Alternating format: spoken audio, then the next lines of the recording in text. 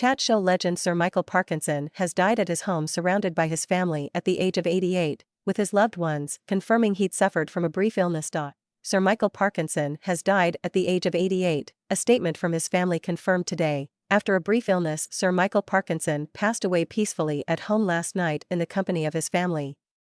The family request that they are given privacy at this time. The veteran broadcaster interviewed some of the biggest names in show business over his long career, including Fred Astaire, Bacall and Ingrid Bergmann. He became a familiar face on both the BBC and ITV for his candid and honest interviews.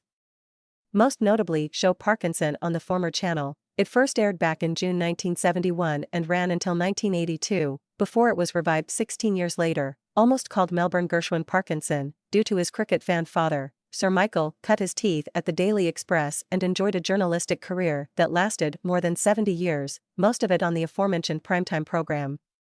For such a giant of broadcasting, his background was a humble one. He was born in March 1935 on a council estate in a South Yorkshire mining village called Cudworth, not far from Barnsley, and close to the colliery where his dad toiled. One weekend, Parkinson Sr., desperate that his son shouldn't follow him down the mine, decided to show him the grim reality of working underground. A morning in the pit was all that was needed to discourage the youngster. "You won't get me down there for £100 a shift," Michael assured his father, who was happy when his son later opted for a white-collar career instead. Michael's primary school was Snydale Road Junior School, where his love of reading saw him placed in charge of the library. It also gave him a solid grounding in cricket, leading to his appointment as school team captain, and delighting his cricket-obsessed father. Then came the obligatory national service where, thanks to his journalistic training, he joined the Army's press liaison department.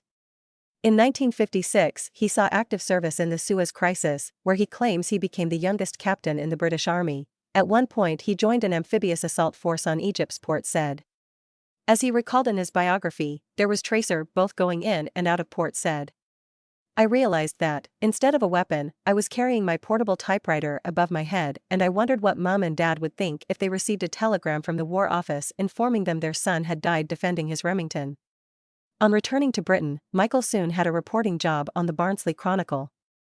While continuing to play at Barnsley Cricket Club, with his old mates Geoffrey Boycott and Dickie Bird, there were times when the three of us would sit on the balcony at Barnsley and look over the sweep of the ground to the town in the distance, and wonder what the future held. Geoffrey became what he set out to be, one of our great openers, for Yorkshire and England. Dickie went on to become one of cricket's most trusted umpires and treasured characters, and I ended up being attacked by Emu. I often sit and wonder where it all went wrong.